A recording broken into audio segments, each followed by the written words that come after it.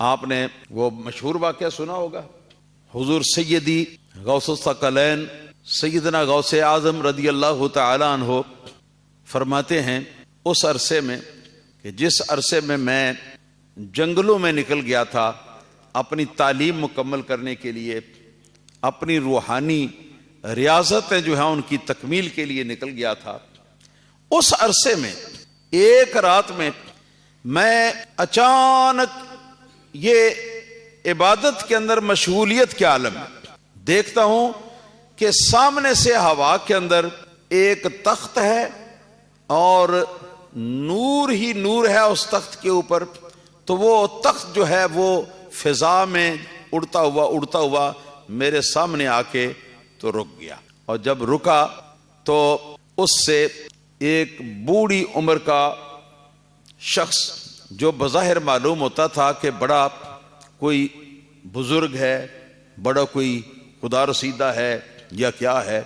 تو وہ آپ تو مصروف تھے اپنے عبادت کے کام میں، لہذا توجہ پوری نہیں ہوئی، تو وہ شخص اس سے اترا اور میرے پاس آگے کھڑا ہوا۔ فرماتی ہیں کہ مجھ سے اس نے یہ کہا کہ اے عبد القادر، میں تیرا خدا ہوں اور تو نے میری اتنی عبادت کی ہے، اتنی عبادت کی ہے، اتنی بندگی کر لی ہے کہ اب اس کے بعد میں تجھ پر ہمیشہ کے لیے راضی ہو چکا ہوں، اور آج کے بعد جتنے بھی فرائض ہیں اور احکام ہیں اسلام کے وہ سارے کے سارے میں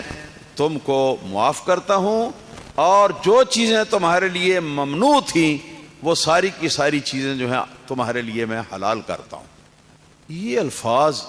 حضور غوث پاک رضی اللہ تعالیٰ عنہ فرماتے ہیں کہ میں نے جب سنے تو میرے دل میں یہ خیال آیا،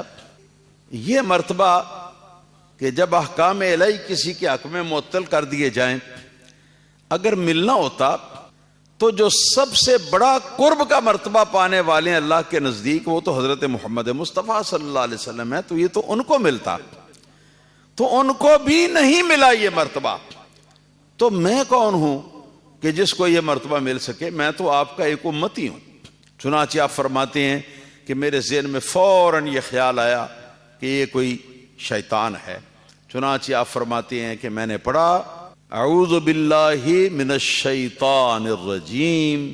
ولا حول ولا قوة الا باللہ العلی العظیم۔ فرماتے ہیں جو ہی میں نے یہ الفاظ پڑھے تو نہ وہ تخت رہا، نہ وہ تاج رہا، نہ وہ تخت کے اوپر سوار ہو کر آنے والا رہا، نہ وہ نور رہا مصنوعی، نہ وہ روشنی رہی، اور نہ وہ بوڑھا بزرگ جو ہے وہ سامنے قائم اور موجود رہا۔ خیر، فرماتے ہیں ابھی میں اسی حیرت میں تھا یہ کیسے کیسے شیطان کے بہکاوے ہوتے ہیں۔ اچانک وہ دوسری طرف سے جا کے نا تو میرے پاس آیا اپنی شکل بدل کر، اور مجھ سے گویا ہوا کہ اے عبد القادر، آج جو اللہ پاک نے تجھے علم دیا ہے اس علم کی وجہ سے، اس علم کی برکت سے آج تو میرے وسوسے سے اور میرے گمراہ کرنے سے بچ گیا ہے۔ میں تجھے مبارک دینے آیا ہوں کہ بہت بڑا عالم ہے تو۔ حضور غوث پاک رضی اللہ تعالیٰ عنہ نے یہ بات سنی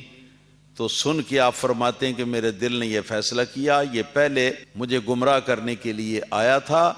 تو یہ کامیاب نہیں ہوا، اب یہ دوسرا حربہ لے کر میرے پاس آیا ہے مجھ کو تباہ و برباد کرنے کے لیے۔ چنانچہ آپ فرماتے ہیں میں نے فوراً کہا کہ تجھ شیطان کے شر سے مجھے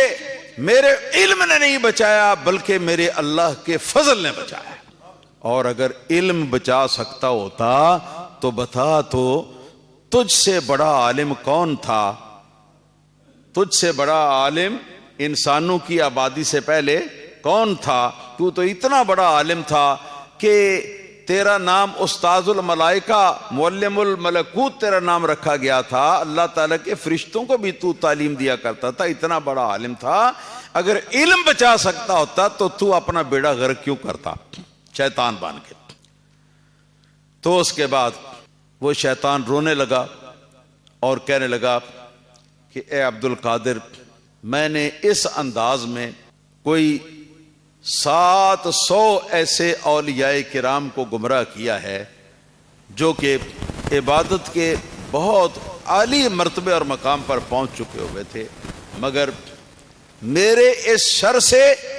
آج تو ہی بچ سکا ہے اور کوئی نہیں بچ سکا۔ آپ نے پھر فرمایا وقانی فضل ربی، میرے رب کے فضل نے مجھے بچایا۔ تو اب آپ کو بات جو ہے اچھی طرح یہ سمجھ جانی چاہیے۔